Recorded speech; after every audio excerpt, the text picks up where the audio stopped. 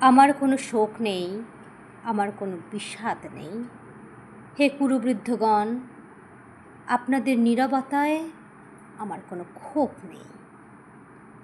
পিতামহ ভীষ্ম, ক্ষমা করবেন, আপনাকে প্রণতি জানাবার স্থিরতা আজ নেই। আর কর্ণ, তোমার জন্য ঘৃণাও বড় বেশি মনে হয়। আর হে আমার পঞ্চস্বামী, আর্যাবর্ত বিজয়ী বীর শ্রেষ্ঠ অর্জুন, শক্তিমান ভীম, নকুল, সহদেব আর আপনি ধর্মপুত্র, আপনারা আমার কৃতজ্ঞ অভিবাদন গ্রহণ করুন। আমি সর্বজ্ঞা নই, যজ্ঞভূমির অগ্নি থেকে আমার জন্ম, ধর্মাধর্মের ক্ষুরোধার পথ আমার অজানিত। আর্যপুত্র, আপনার বিচার তাই আমার পক্ষে ধৃষ্টতা। আপনার কোনো বিচলন নেই। আপনার ধর্ম আপনাকে রক্ষা করেছে বিকার থেকে।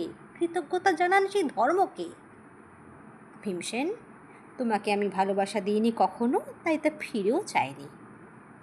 শুধু তোমাকে আমার জিজ্ঞাসা ছিল ফাল্গুনী, ঊর্ধ্বচারী মৎস্যের ছায়ালীন চোখের থেকেও দুর্লক্ষ কি দুর্যোধনের বুক? বলো সত্য করে, প্রেম নয় শুধু পৌরুষের আস্ফালনই ছিল পাঞ্চালী বিজয়ের পটভূমি? কিন্তু মিথ্যা প্রশ্ন, আমি জানি তোমার কোনো উত্তর নেই, যেমন নেই কোনো ভালোবাসা। তোমার শুধু আশা আছে, কৈশোর থেকে তুমি জেনে এসেছ বীরভোগ্যা পৃথিবী আর রূপমুগ্ধা নারী। জেনেছ একদিন ধার্তরাষ্ট্রের হাত থেকে ছিনিয়ে নিতে হবে কৌরব উত্তরাধিকার। জেনে এসেছ যেখানে যা কিছু সর্বোত্তম সেখানেই পৌঁছতে হবে তোমাকে। শুধু এই কুমারী লক্ষ্যের দিকেই তোমার দৃষ্টি ধনঞ্জয়। তাই অনায়াসে তুমি সরে যাও এক নারী থেকে অন্য রমণীতে।